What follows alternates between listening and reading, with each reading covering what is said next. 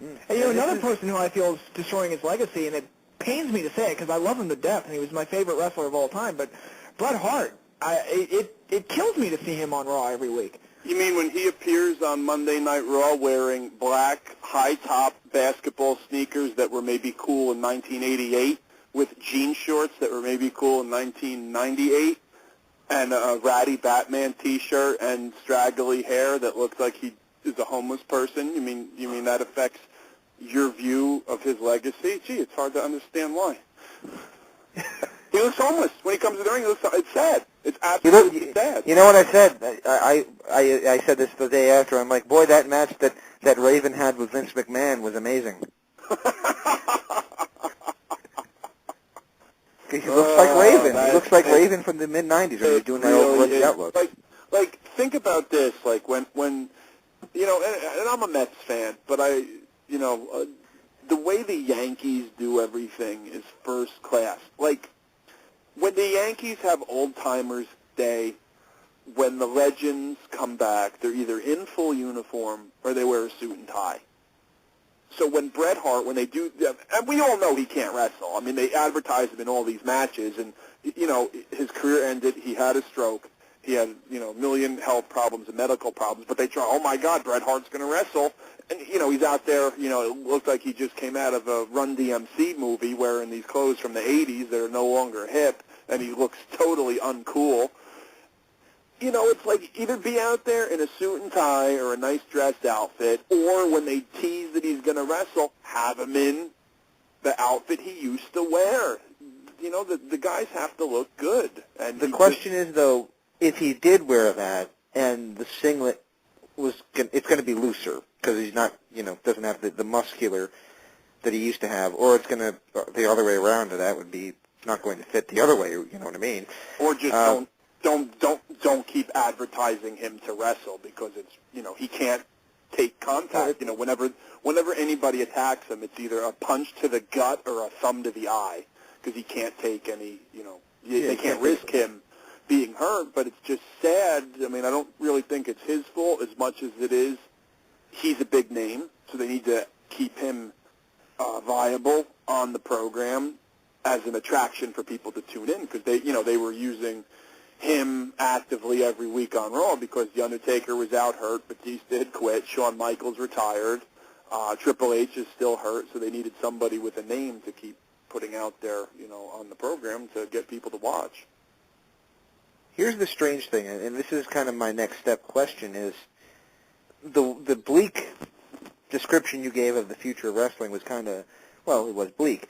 Talking about how MMA has, or UFC and all the other companies within MMA, have kind of just taken the formula of what made wrestling cool and run with it.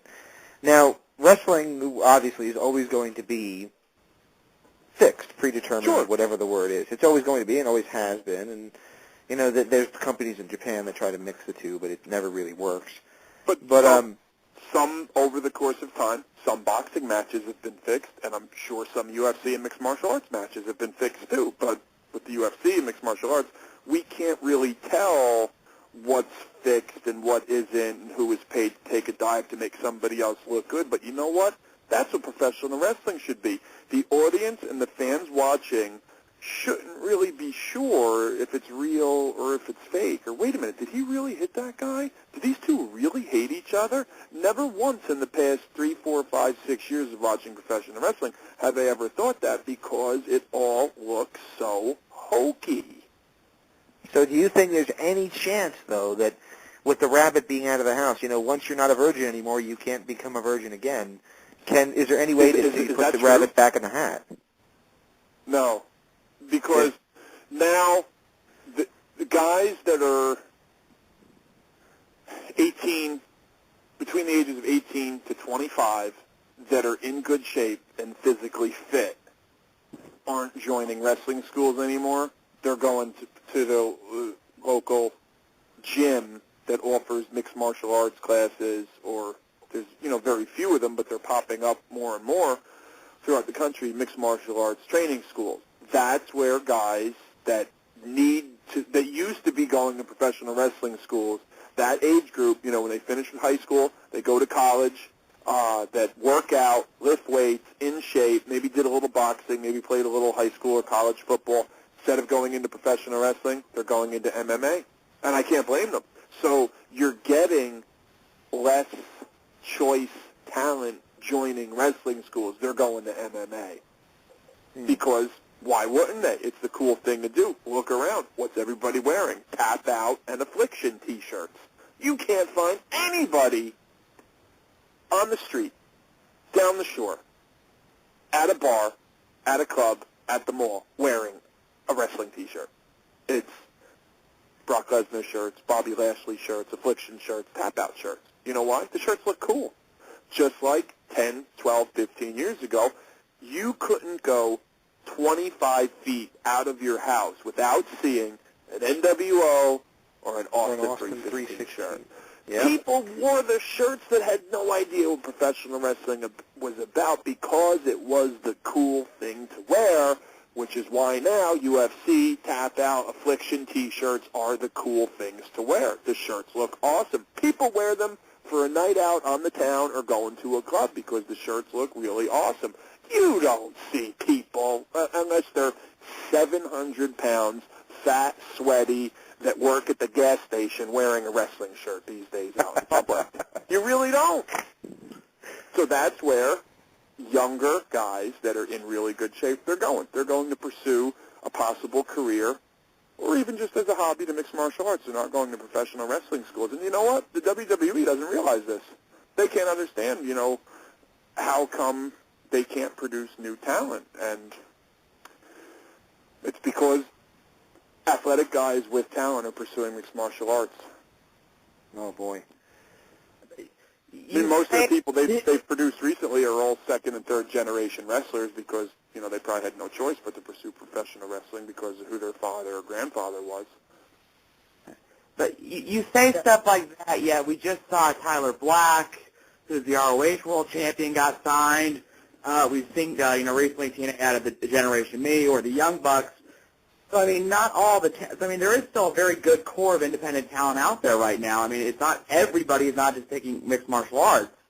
Because, I still watch a lot of ROH and stuff, and I see good young talents coming up. But it's just that there isn't a big enough, when you see the guys from the independents, or the guys that had a big name in the independents, when they appear to the mainstream audience that WWE has, the mainstream WWE audience has no idea who these people are. I remember a couple months ago, whenever it was, when they fired or whatever happened with Daniel Bryan. And it was labeled as breaking news. You know what breaking news is in professional wrestling? If they fire The Undertaker, or if they fired John Cena, or if they fired Triple H, that's breaking news. Firing Daniel Bryan, firing me, firing somebody from Florida Championship Wrestling is not breaking news. That'd be like if in the sports world, USA Today sports section, New York Times sports section, sports talk radio in New York City, breaking news, the Yankees fired a rookie from their practice squad. That's not breaking news. Breaking news is if they fired Derek Jeter or traded Mariano Rivera. Maybe 5% of the people in the audience at mainstream WWE wrestling events follow wrestling on the internet and have any idea what's going on. That's the problem. We talked about it last week with Sean Waltman. He was on for Luna Tribute, but I think we were all getting a little bit heavy with the tribute to Luna, so we all kind of tried to cheer things up and talk a little bit about the state of our business, kind of like what we're doing here. And one of the things we were talking about was at the beginning of the year they had Hogan, Flair, not Flair yet, but they had Hogan in the ring with Kevin Nash, Scott Hall, Sean Waltman, Eric Bischoff, and a whole bunch of others. And Sean Daivari was on the show with us and went just the day after this happened, and he says, as a kid, who grew up watching these guys, I'm sitting there thinking, this is amazing. This is awesome. We got the original NWO guys in the ring together. And then he said he started thinking, okay, but I'm 24, and that happened 13, 14 years ago, right. So I was 10 or 11. So the kids that are watching this now that are 10 to 15, don't have a clue what the hell is going on right now. Correct. They don't know about the history or the past of professional wrestling, and, you know, which is why the WWE is going with younger talent, but the younger talent has to build up a reputation and the credibility with the audience before the audience will begin to connect with them. And that's something that takes many, many, many years. It can't be something where Sheamus is there for 4 months and, gee, let's get him over with the fans by giving him the heavyweight title. It doesn't work that way. You need to establish a rapport. Look at Edge. Edge went there in 1998. We got to know him. We got to see him grow. He went from tag team champion to intercontinental champion, and then finally to the heavyweight championship. We followed his journey.